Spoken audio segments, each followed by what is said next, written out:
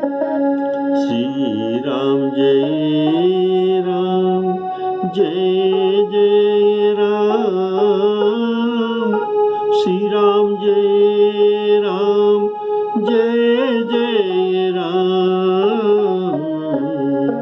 श्री राम जय राम। आदरणीय सभी रामानुरागी श्रोता वर्ग को सब सादर सप्रेम राम राम कहकर आज का सुप्रसिद्ध प्रसंग राम कथा सुनाने जा रहा हूँ। बोलिए सियावर रामचंद्र की जय।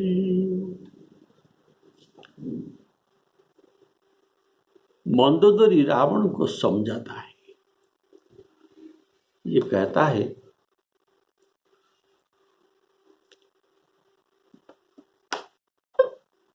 जिसने अर्थात श्री राम जी ने खेल खेल में अत्यंत कौतुक के साथ समुद्र बांध लिया और जो प्रभु सेना सहित सुवर्ण पर्वत में उतरे, उन सूर्य कुल के ध्वजा और करुणामय दयालु प्रभु श्री रामचंद्र जी ने तेरे कल्याण के लिए ही दूत भेजा है। जिस दूत ने बीच सभा में तुम्हारे बल का इस तरह मथ डाला जैसे हाथियों के झुंड में सिंह हाथियों को मत डालते।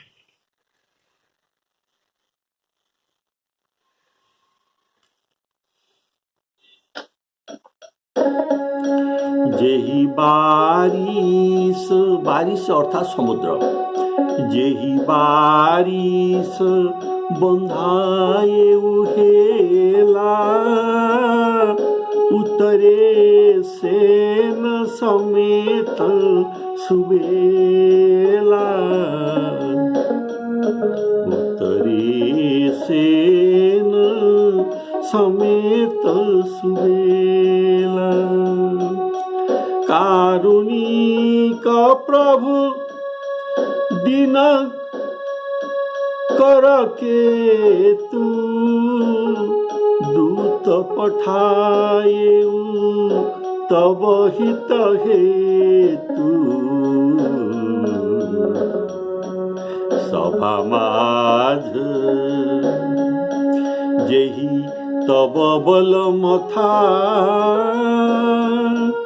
करिबरु तमहु मृगपति जथा। करिबरु तमहु मृगपति जथा।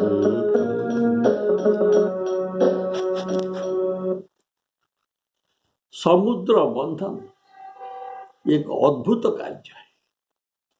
इसे सुनकर रावण के 10 मुख से वचन निकल गया। एक ही साथ बांध्यो बनो निधि नीर निधि, जलधि सिंधु बारिश, सत्यतयो निधि कौपति, उदधि पयोधि नदी।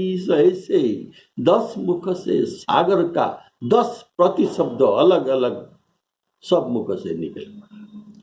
अर्थात ये सहम गया, घबरा गया, कारण ऐसा अद्भुत कार्य कोई कर नहीं सकता। और सेना सहित श्री राम जी सुवर्ण पर्वत पर आकर टिकाना, यह भी कम आश्चर्य का बात नहीं है। कारण राजनैतिक दृष्टि से सुवर्ण पर्वत को ये अपने अधिकार में लेना, ये लंका के लिए बड़ा हानिकारक है।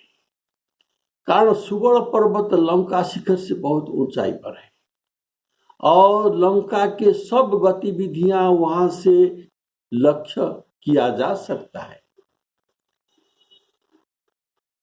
तो ये लंका के लिए बड़ा हानिकारक था। अतः इस कार्य से रामचंद्र जी का जय संभावित है। श्री महादेव जी का मत में भगवान शंकर जी कहते हैं, इस पर रावण की ओर से काल का ये पहरा था। रावण काल को कैद करने पर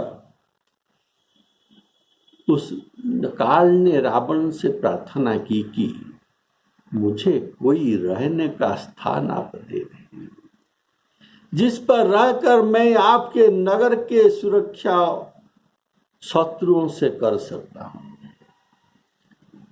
तब रावण ने यही स्थान बताया था कि तुम सुवर्ण पर्वत पर रहो, जो समुद्र पार करके इधर लंका की ओर आएगा उसको तुम खा लेना। अतः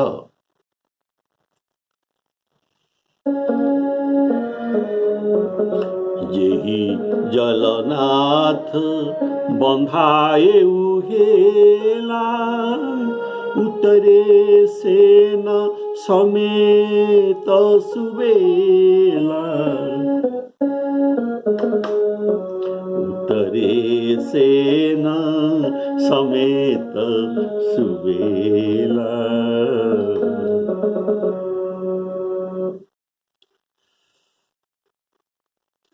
बोलिए श्यावर रामचंद्र की जय।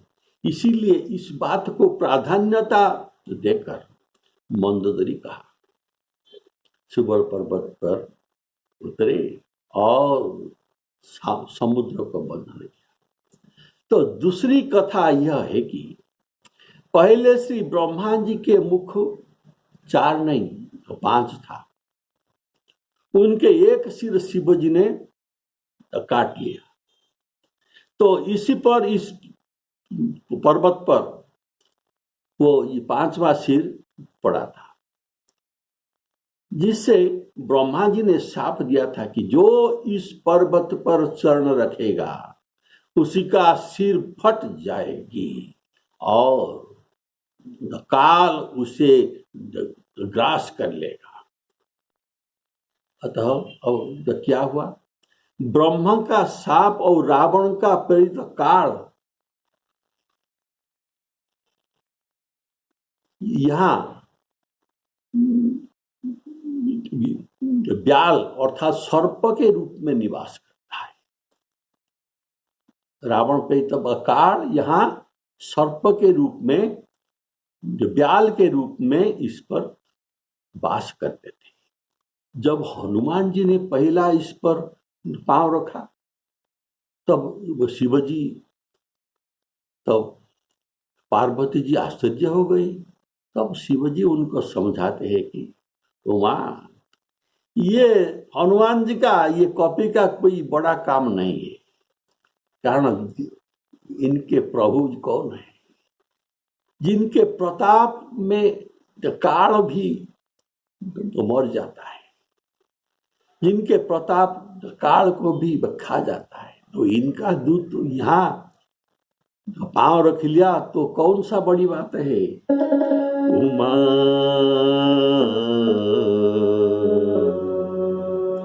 उमान कछु कपि के अधिकाई, प्रभु प्रताप जो काल ही खाही, प्रभु प्रताप जो काल ही खाई।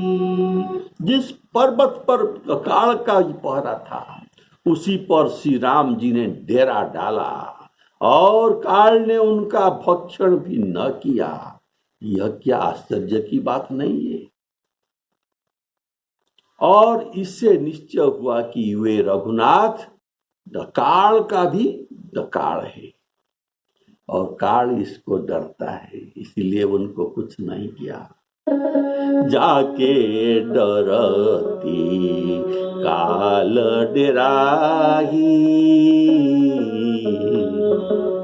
जो काल सुर असुर सभी को खा जाता है, ये भी राम जी को डरता है।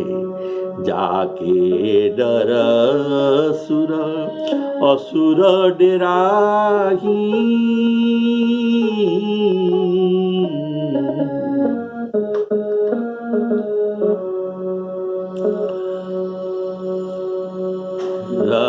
जाके डरती काल डेराही, जो सुर सुर चराचर खाई, जो सुर सुर चराचर खाई। इस प्रकार समुद्र बंधन और सुवर्ण पर्वत पर निवास में राम प्रताप दिखाने के लिए मंदोदरी ने कहा ऐसा बात। तो मंदोदरी कहता है कि यह न समझो कि ये तुमसे डरते हैं, राम जी तुमसे डरते हैं, इसलिए ये दूत आपके पास भेजते हैं, पर तुम पर करुणा और दया करने के लिए, तुम्हारे हित के लिए उन्होंने दूत भेजा है। ये सूर्य के समान है। इसलिए कवि ने कहा कारुणिक दिनकर कुल के, तो ये सूर्य के समान है। सूर्य के प्रकाश जैसे सब पर रहते हैं और जैसा उनका किरण सब पर समान भाव से मिलता है, ऐसे ही तुम पर भी उनके प्रकाश समान भाव में अर्थात इनका दया जैसे सब पर होता है, सब जीवों पर मोही बराबरी दया, ऐसे तुम्हारे पर भी इनका दया ही है। जैसे सूर्य का तो किरण बिना कोई मतलब के, जैसे जाति धर्म निर्विशेष में बल असार पापी अधर्मी धर्मी सबके ऊपर समान भाव में पड़ता है, ऐसे तुम्हारे ऊपर भी इनका कृपा है। तो इसीलिए उन्होंने तुम्हारे ऊपर कृपा करने के लिए दूत भेजा है कि अब भी वह समझ जाए, अब भी वह समझ जाए जो अंगद तो कहता था, ये तब हित कारण आए भाई, मेरे तेरा हित के लिए यहाँ आया है।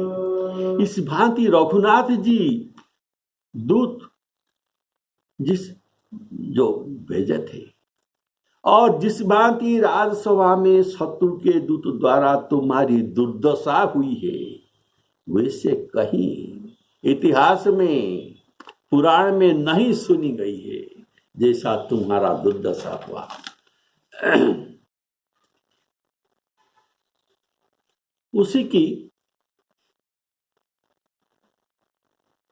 उसने दिखला दिया कि अपनी सभा में एक दूतों द्वारा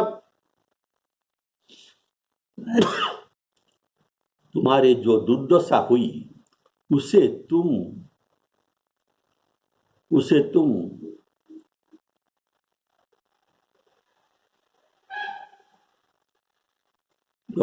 न समझा, क्यों ऐसे दुर्दशा हुआ।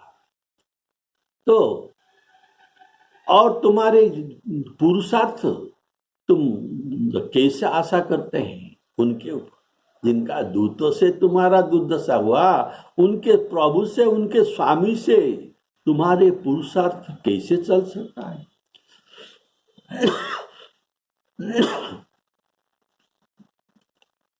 बोलिए श्यावर रामचंद्र की।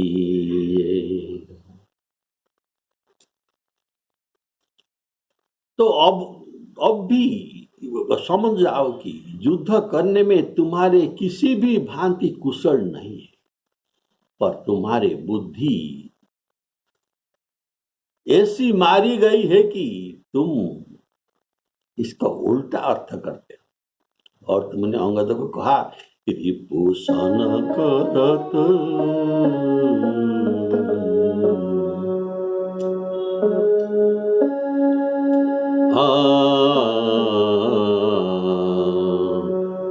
रिपुसन करत लाज नहीं प्रीति।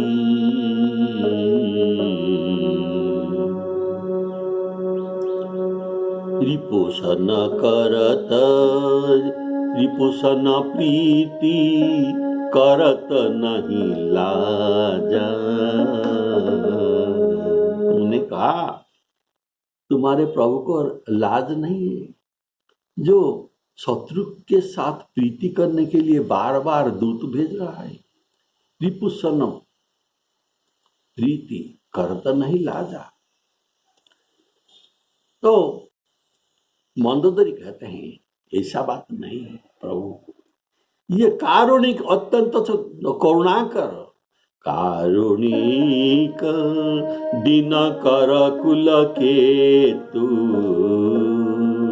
दूत पठाए तब हित हेतु। रण में बांके अर्थात अत्यंत दुर्धर्ष और अत्यंत विकट वीर श्री अंगद और श्री हनुमान जी जिनके सेवक है, उनको हे प्रिय तुम बारंबार मनुष्य कहते हो। जिनका हनुमान जी और अंगद जैसे सेवक है, ये क्या मनुष्य हो सकता है? तुम बारंबार इस बात को दोहरा रहे हो। और उनको हे प्रिय तुम बारंबार मनुष्य कहते हो और वो झूठ ही अपने मान ममता और मद में कह रहे हो, एवं उनका बोझा तुम ढो रहे हो, अर्थात अपने मान मोह मद को आप वहन कर रहे हो, ढो रहे हो। जैसे बोझा ये ढो जाता है, तुम इनका बोझ सहन कर रहे हो। बोलिए श्यावर रामचंद्र की जय। हे कांत, शोक की बात यह है कि तुमने श्री रामचंद्र जी से बैर किया। काल के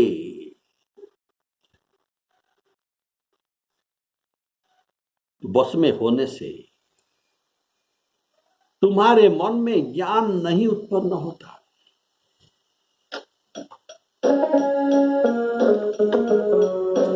अंगद हनुमत अनुचर जाकी।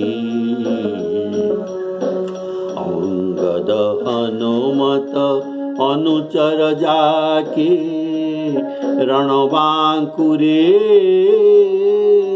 वीरति बांके।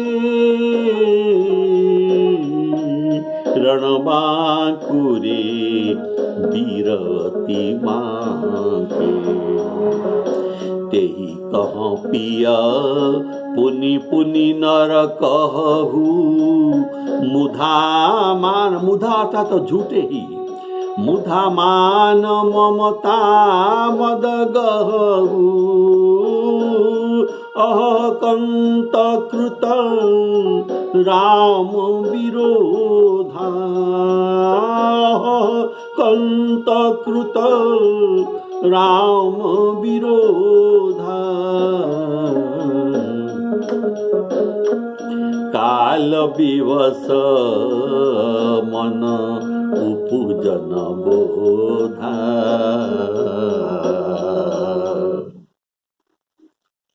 मंदोदरी कहता है अंगद हनुमत अनुचर जाके। अंगद का नाम पहले लिया, क्यों? प्रथम लिया क्योंकि ये अभी अभी आया है। फिर उन्होंने भरी सभा मध्य में रावण का मान मर्दन किया है, जिसने रावण ने लंका दहन भी आगे जो हुआ था उसे भी ये भूल गया हो। अर्थात हनुमान जी की लंका दहन का बात भी वहां इसी समय भूल गए होंगे, जो इनका मान मर्दन हुआ सभा में। अंगद के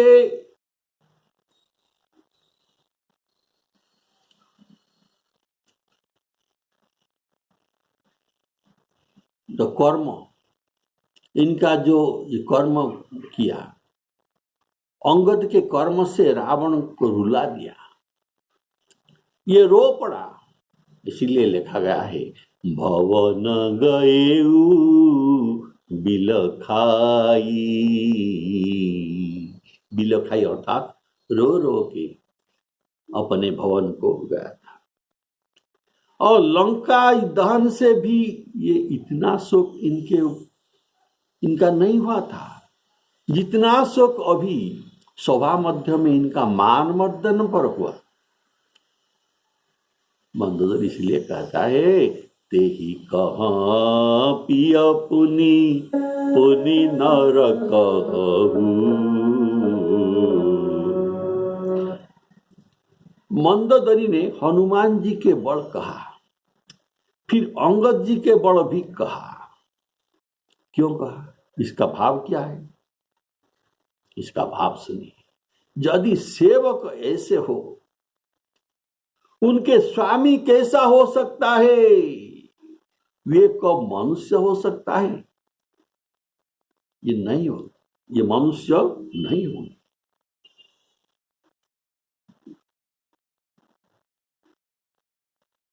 ये बड़ी माने अत्यंत बलवान और रणवांकुरा वीर एक निर्बल स्वामी के सेवा नहीं करेंगे।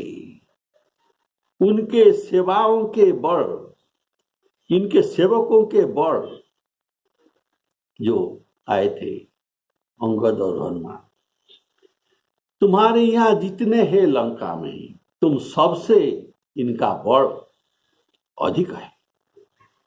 तुम्हारे बल जो है ये इंद्रादि देवताओं से भी अधिक है, ये मैं मानता हूं। और मनुष्य तो कोई देवताओं के सदृश बलवान नहीं हो सकते। अतः यह सिद्ध होता है कि वे देव दनुज सबके स्वामी है। ये राम जी देव दनुज सबके स्वामी है। और कुंभकर्ण ने भी इस बात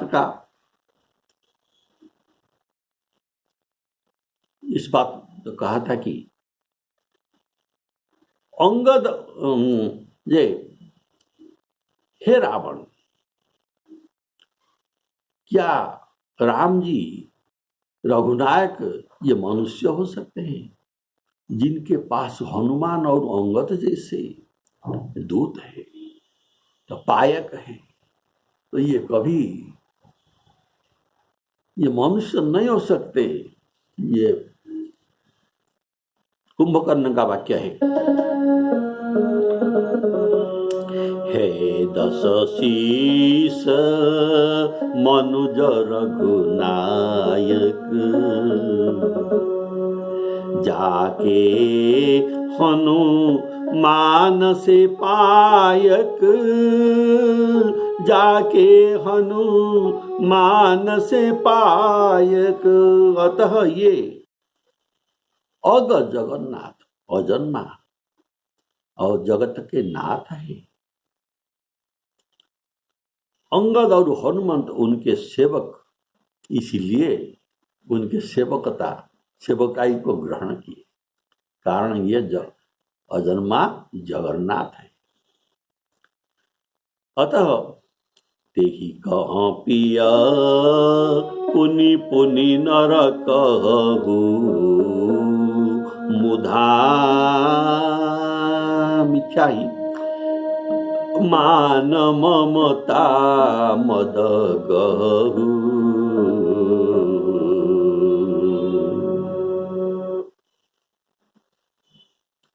अर्थात वे नहीं है, ये नर नहीं है, लेकिन तुम नर मानते हो। इसके बारे में वाल्मीकि रामायण में लिखा गया है, यदि रुद्र, विष्णु, महेंद्र अर्थात इंद्र और स्वयं काल भी इनके सामने युद्ध करते तो इनको हत्या नहीं कर सकते। राम जी को बद्ध नहीं कर सकते। ये राम जी का इतना बड़ जो वाल्मीकि रामायण में लिखा गया है।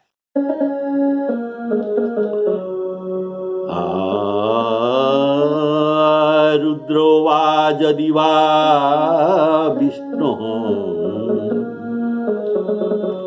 रुद्रो वा यदि वा विष्णु, महेन्द्रो वा शतक्रतुः, हन्ति नो राम रूपेण यदि वा स्वयं अंतकः,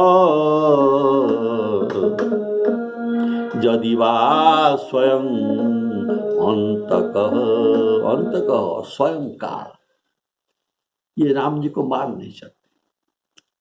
इसीलिए तुम्हारे झूठी मान, मद, अहंकार, जो ममता है, मान तुम्हारा ऐसा है कि हम त्रैलोक्य विजयी रावण है, देव दानव दैत्य राक्षस सब हमारे नीची टहल काम करते हैं।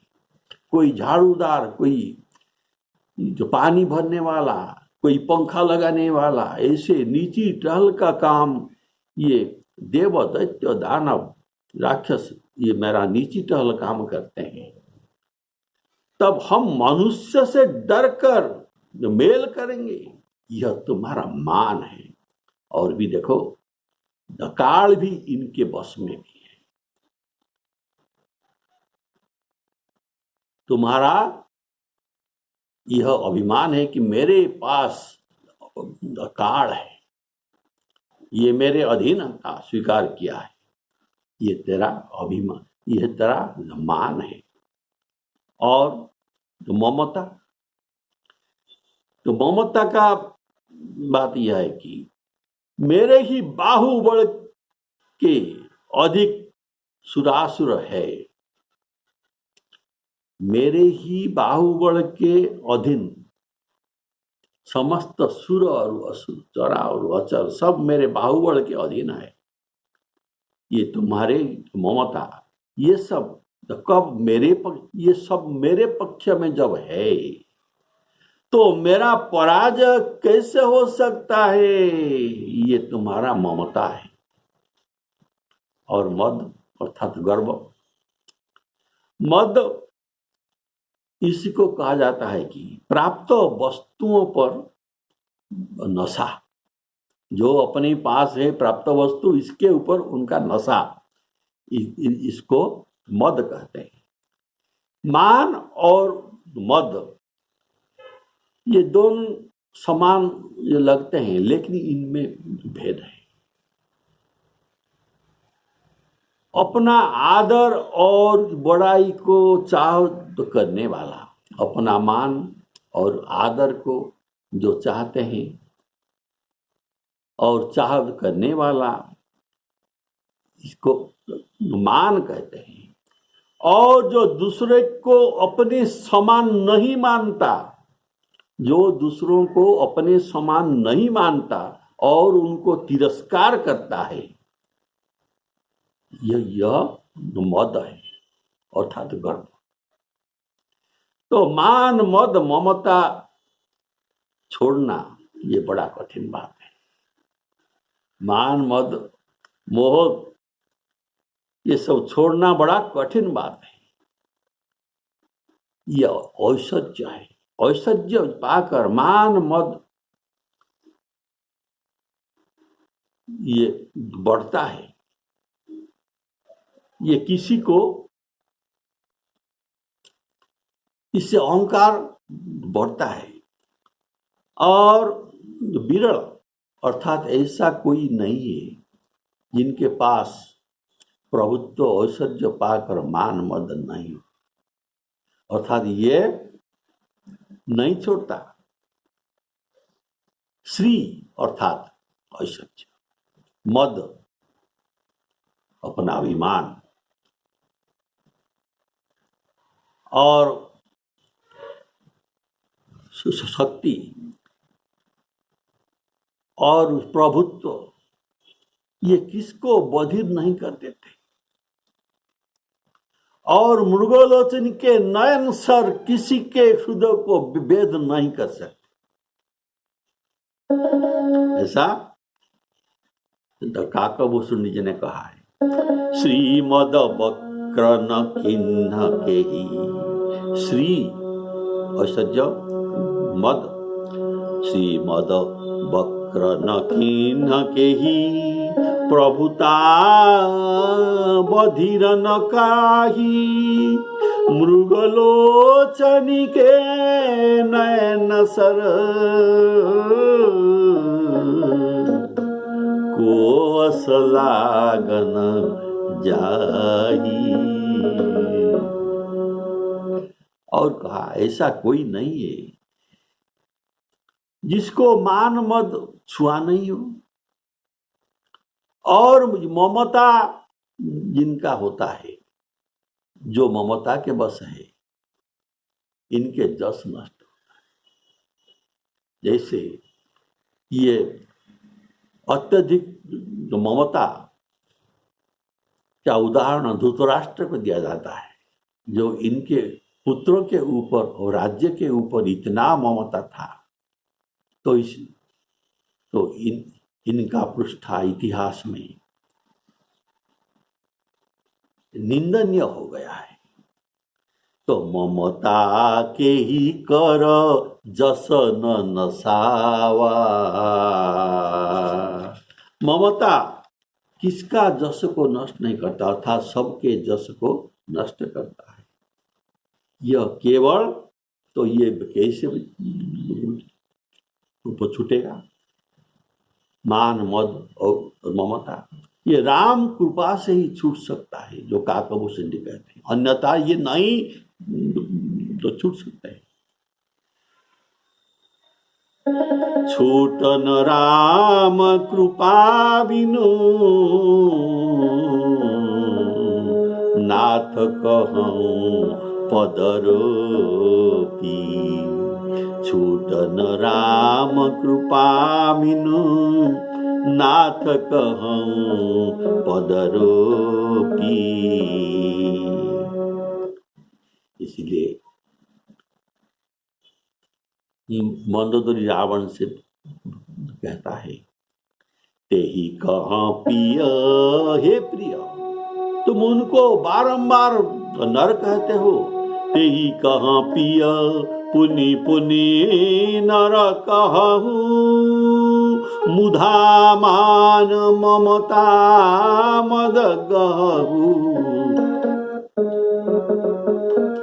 श्री राम जय राम जय जय राम, श्री राम जय राम जय जय राम। श्री सीतारामार्पणामस्तु।